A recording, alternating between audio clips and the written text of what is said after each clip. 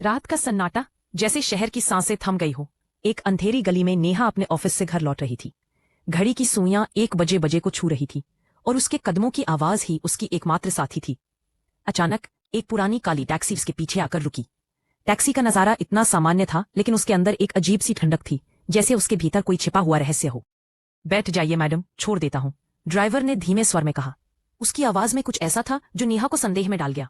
उसने झिझकते हुए सोचा, इस समय सवारी मिलना मुश्किल है, और टैक्सी के दरवाजे को खोल दिया। अंदर बैठते ही उसे एक अजीब सी सिहरन महसूस हुई। टूटा हुआ शीशा और हल्की फुसफुसाहटें उसके चारों ओर गूंज रही थी।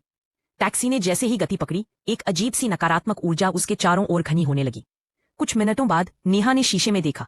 ड्राइवर का चेहरा आधा गायब था। उसकी आंखें लाल जल रही थी, जैसे वे उसके भीतर की सारी आत्माओं का बोझ संभाल रही हूं। उसके दिल की धड़कन तेज हो गई।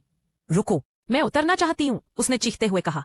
लेकिन ड्राइवर ने पलटकर कहा, अब बहुत देर हो चुकी है, ये टैक्सी मृत आत्माओं की है। उसकी आवाज भारी और डरावनी थी, जैसे कहीं गहराई में छिपा हुआ अंधेरा। सड़क पर तेज हवा चलने लगी और ड्राइवर की हंसी, जबरदस्त और डरावनी, टैक्सी के अंदर गूंजने लगी।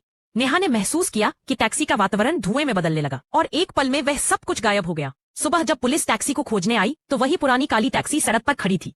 अंदर सिर्फ नेहा का मोबाइल फोन पड़ा था, और जब पुलिस ने फोन को उठाया तो एक भयानक आवाज आई, अगली सवारी कौन? इस सवाल ने उन्हें एक नई दहशत में डाल दिया और नेहा की कहानी खत्म हो गई, लेकिन उसकी आत्मा अब भी उस काली टैक्सी में फंसी हुई थी।